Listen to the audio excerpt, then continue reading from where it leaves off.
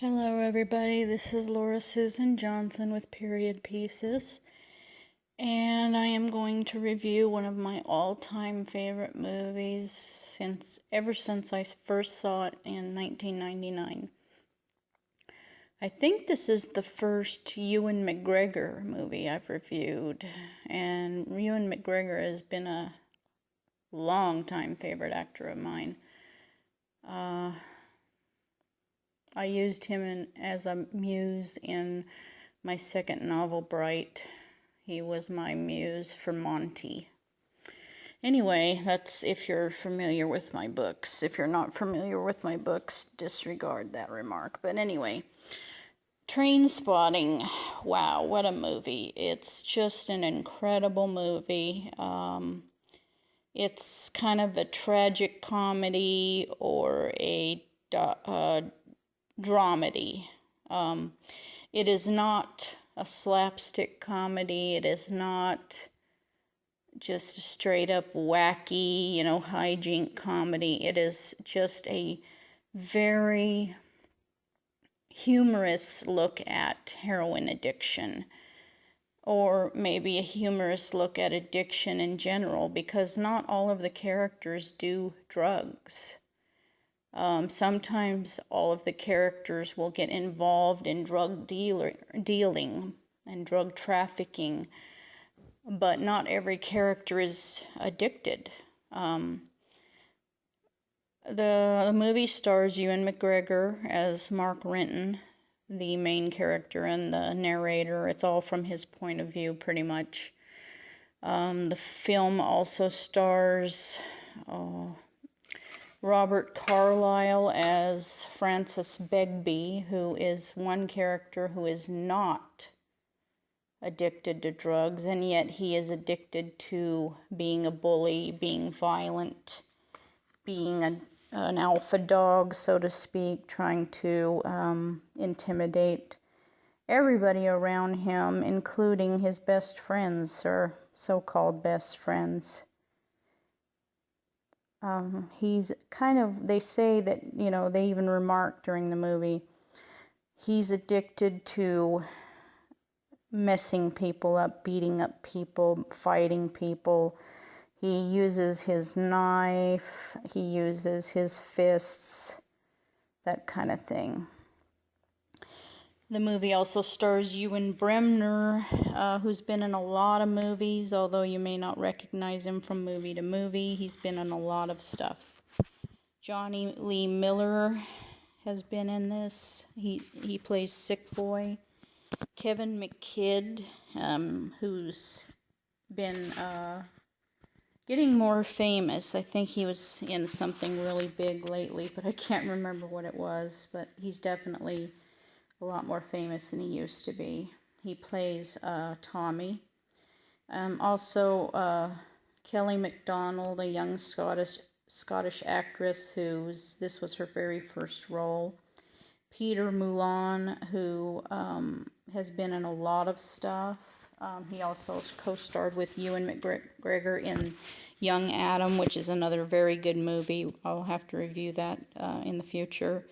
James Cosmo as Mark Renton's dad. Eileen Nicholas, who plays Mrs. Renton, Mark Renton's mom. Pauline Lynch as Lizzie, who is Tommy's girlfriend. Shirley Henderson, who has been in a lot of movies since this that I've really liked her in. She plays Spud's girlfriend, I believe. Irvine Welsh, the author of Trainspotting, has a role as Mikey Forrester. And Stuart McQuarrie, who went on to star in 28 Days Later. He plays Gavin, and he also has a double role as the tourist that gets beat up in the bathroom. There's a lot of great stuff in this movie. Humor is used in a way, but also very, very dark tones are used in a way. You can find humor. Comedy is based in tragedy, as a lot of famous people have said. A lot of the best comedians have depression, and a lot of their routines are based on their lives and they're based on their depression and their darkest moments. They try to find, humor in their darkest moments. You will have some laughs from this movie, but there's also some extremely dark material in this movie. I don't know why baby Dawn passed away, this little infant girl that belonged to one of Sick Boy's girlfriends. But I don't know if she died from neglect. I don't know if she just had that sudden infant death syndrome and they neglected to notice because they were all, whacked out on heroin. That's one of the darkest moments in the movie when they find that little baby dead in her crib. With the humor, there's so much darkness, and from then on, things seem to change in tone. During the first maybe act of the movie, like Act 1 into part of Act 2, there's a lot of, Mark just trying to get off the stuff, and there's some surrealism when Mark dives into that disgusting toilet, and it turns into him just diving into a pond and retrieving those suppositories, and there's just a lot of surrealism, a lot of humor, and a lot of darkness, and I noticed something that I cannot deny in this movie. There's no innocence. There's so much raw honesty, and there's no innocence or naivety or any kind of, well, I didn't know what I was doing. I didn't know. I'm so naive. I didn't know drugs could do this to me. They're flat out so honest and so non-innocent. They know what they're doing. They know what they're doing can hurt them. But at the same time, they know what they're doing is pleasurable. It takes them out of their boring lives, and they know that each other is such a bad influence. They know that their friendship is not good because they're all the same kind of person, and they're all susceptible to addiction. At one point, Mark Renton tries to move to London and just kind of leave his old friends behind and just completely separate himself from that life, from the town he grew up in, Edinburgh, Scotland, and go to London, England, and just completely take on a mundane job, have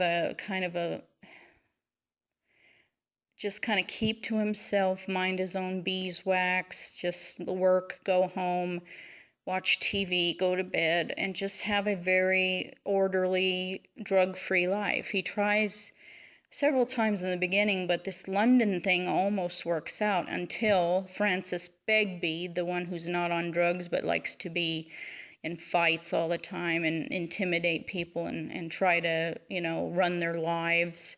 He shows up after he robs a jewelry store and is on the lam for a little while. And he just completely turns Mark Renton's life upside down again. He doesn't get him back on drugs necessarily, but he's always there, always causing trouble, stealing from him, ordering him to go bet on horse races, ordering him to go buy cigarettes and beer, not saying please. He's just a jerk. Robert Begbie is probably the nastiest character in the movie because he's just such an asshole. He's such a mean, violent, hateful, temper. Hateful, violent, short-triggered, or, itchy trigger finger or something like that. Always ready to fight, always ready to beat people up. And Mark hates him, but they don't know what to do with this guy. He doesn't even need drugs. He's like a dry drug addict.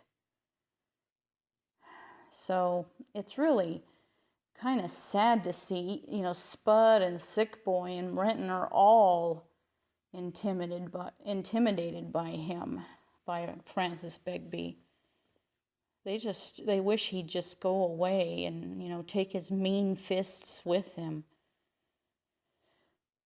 So, I'm trying to think of another detail. Oh yeah, there's this one scene, and the soundtrack to this movie is amazing. Underworld, Pulp, New Order, Iggy Pop, I think Erasure was on this soundtrack as well. Goldie, just tons of excellent 90s urban, you know,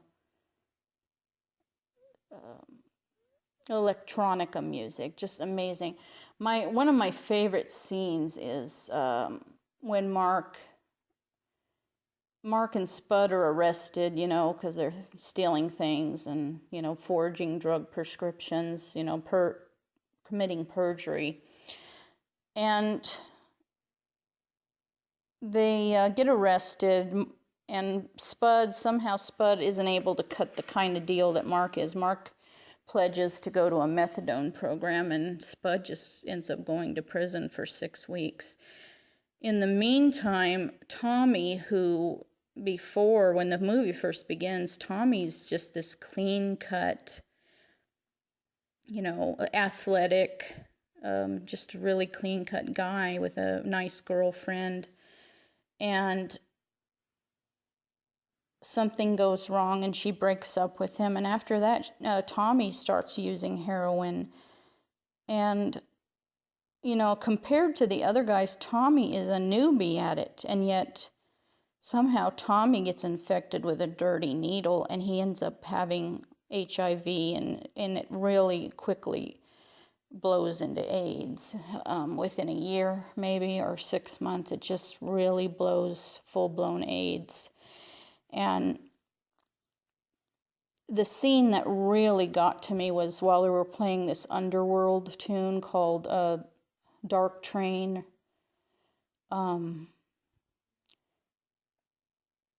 What happened was Renton, he was taking methadone, as he agreed to get off the heroin. But one morning he just took all 3 of his methadone doses back to back because he just was having one of those days where he just didn't think it was adequate to get rid of the pain or the suffering or the, you know, mental suffering.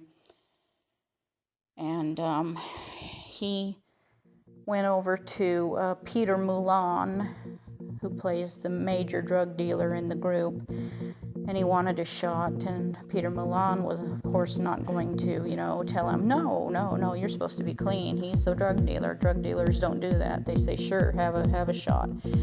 And it turned out to be a bad batch because Renton immediately stopped breathing and started turning blue, and it must have been an overdose of opiates in some capacity because he really did stop breathing. And Peter Moulin just called a cab and told the cab to take him to the hospital, to A&E. And they gave him some kind of opiate reverser. I used to deal with those kinds of drugs when I worked at the hospital, but I can't remember what they're called now. All I know is that you inject them and it gets rid of any kind of opiate. It goes into the narcotic center of your brain and it reverses whatever kind of narcotic, you know, you've taken, and it wakes you up. You know, this really just jolts you right back to being awake. And his parents take him home after this. They're very disappointed in him. They end up locking him in his room, and they tell him, you know, no more methadone. It's not working for you. You're just going to stay in your room. We're going to bring you your lunch, your breakfast, your dinner, and you're going to get clean by staying in your room and detoxing in your room. we know you're gonna get sick, we know you're gonna be upset, but too bad that you fucked up, you lied to us, you went and snuck another heroin shot after you're supposed to be doing what the judge told you to do.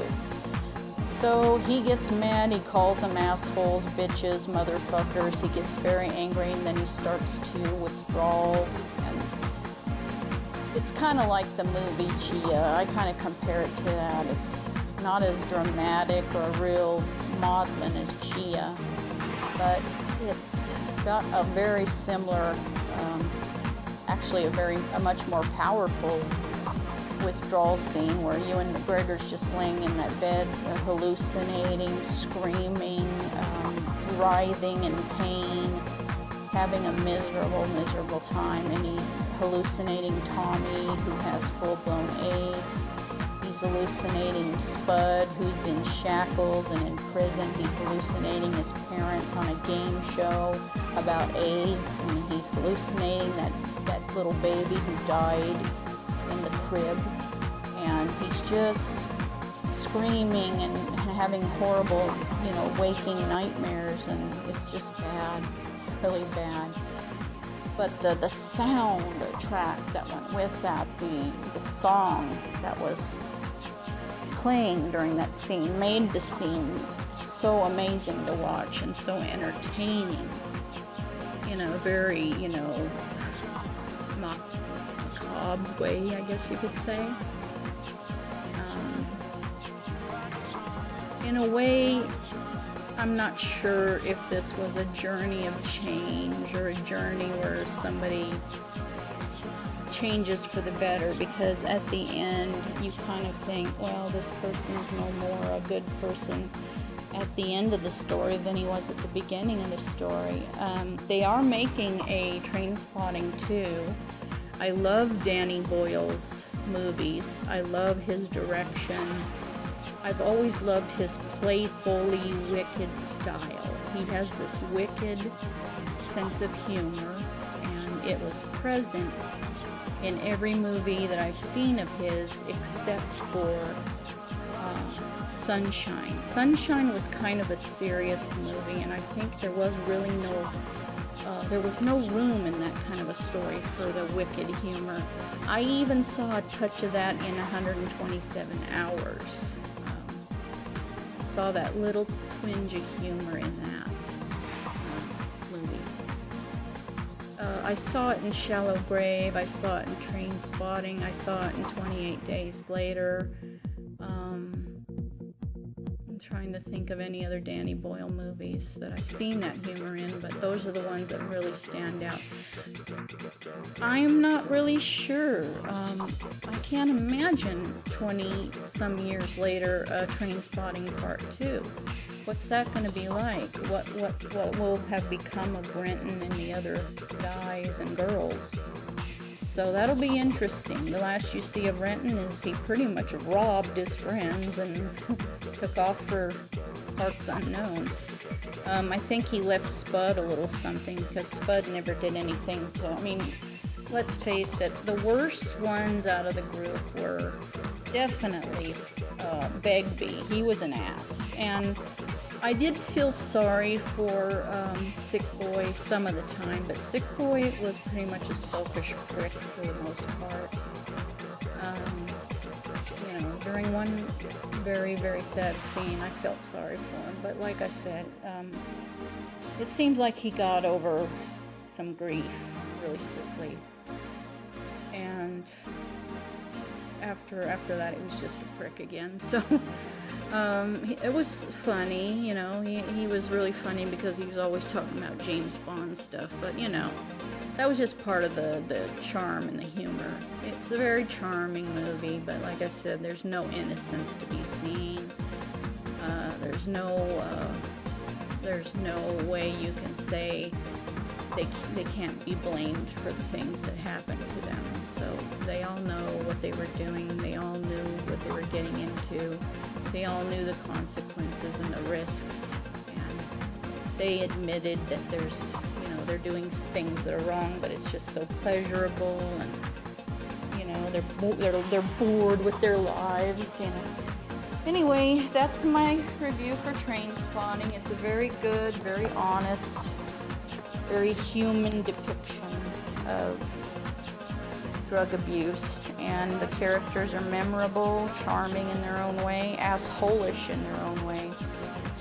But I give it 10 out of 10. It's a classic. It's definitely a 90s.